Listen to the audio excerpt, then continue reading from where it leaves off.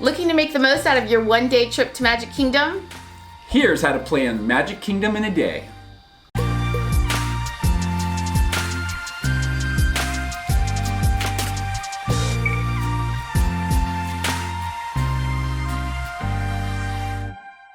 This video is sponsored by BCB Deals.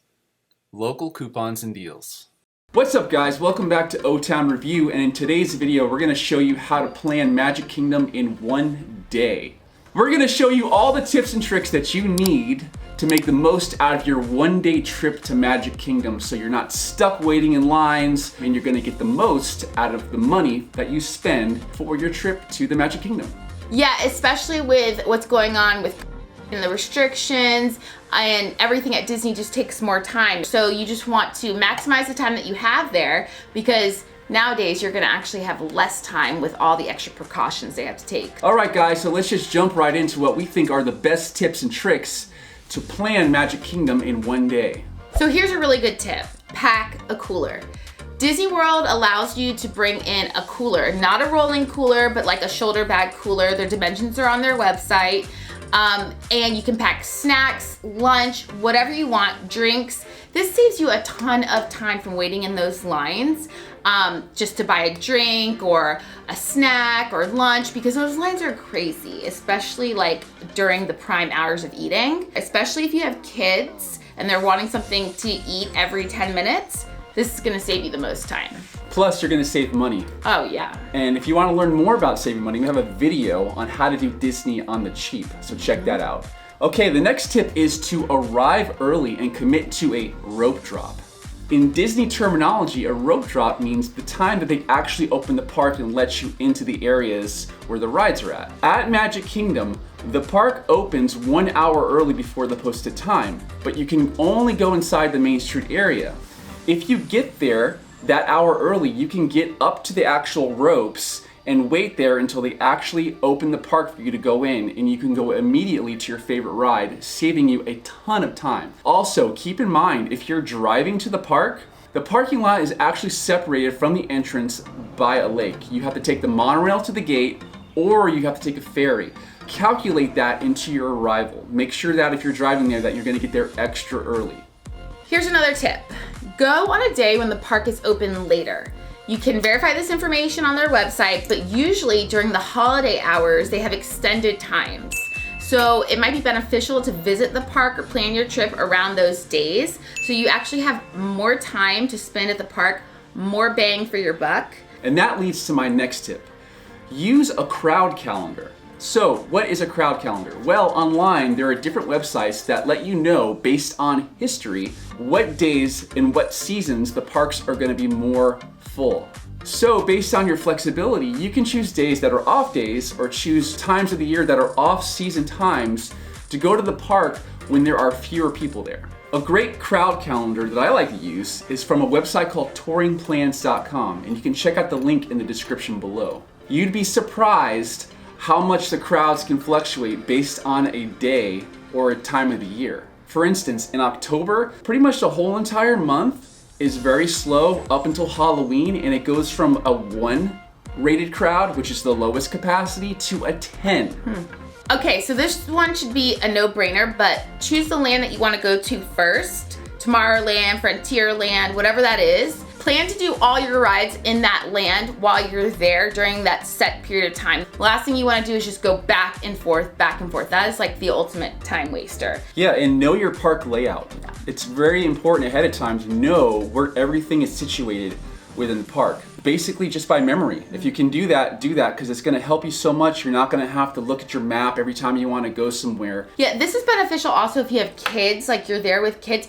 No kid's going to wait around while you're like rummaging through the map, trying to figure out where you're going. If you know exactly where you're going, okay, on to the next thing. Like you're so much more efficient, and kids will be happier too because you're always on the move. So the next tip is to use the My Disney Experience app. It has maps, it has wait times, it has show times, plus it also has the new Genie system. Now Genie is what is going to replace Fast Passes.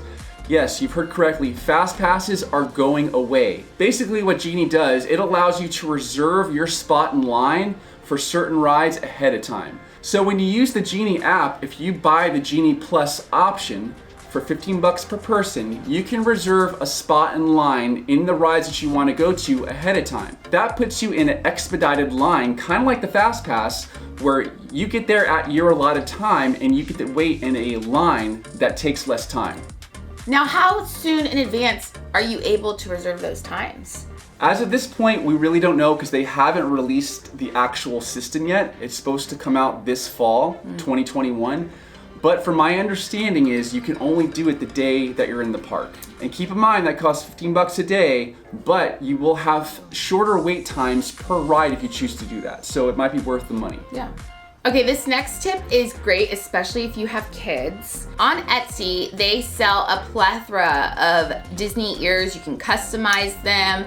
They're so much more affordable than buying them in the park. So your kids have them. Like, they're not gonna ask for them. They already have them before you go into the park. If you pre-plan this, you can actually save money and save a ton of time. They're so much more affordable than buying them in the park. So your kids have them. Like, they're not gonna ask for them. They already have them before you go into the park. You don't have to wait in the line for the product. You don't have to deal with crying kids, and you don't have to spend the extra money.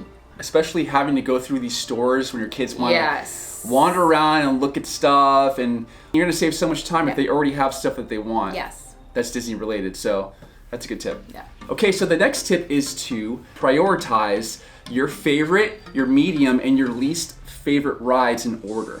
If you have a certain amount of favorite rides that you want to ride, those are the rides you want to prioritize, okay? And you want to use your Genie Plus reservations for those rides. Then you have your medium interest rides that you might use Genie Plus on if they have long waits, but if they have short waits, you can just jump in line and just go for them. The low interest rides, you can just do those if you're like in the vicinity and there's a short wait, but do not waste your Genie Plus reservations on those rides. Prioritize the rides that you want to go on ahead of time and spend the money from your Genie Plus reservations on those rides. Okay guys, here's the next tip. Skip the parade and skip the fireworks. Now, I know some of you are gonna wanna see these things, and if that's what you wanna do, go for it. Just keep in mind, they are massive crowds, and that a lot of times when you're seeing these parades, unless you have a front row seat, which you have to get there ahead of time to see it, you're not gonna be able to see much. Take that time and take advantage of those crowds circulating and surging in those one areas to find shorter wait times for rides elsewhere in the park. There are certain rides that you can actually get a view of their fireworks while you're riding the ride at night because of the height that the ride goes. So that sounds like a lot of fun. That's a really cool experience. Take advantage of the people not riding rides and get on those shorter wait times. All right guys, that's our video. Let us know what you thought about our tips and tricks, and let us know what you change or what you like. Please like, comment, and subscribe. It really helps us so much. And thanks for watching, and we will see you next time on the next edition of O-Town Review. Bye guys.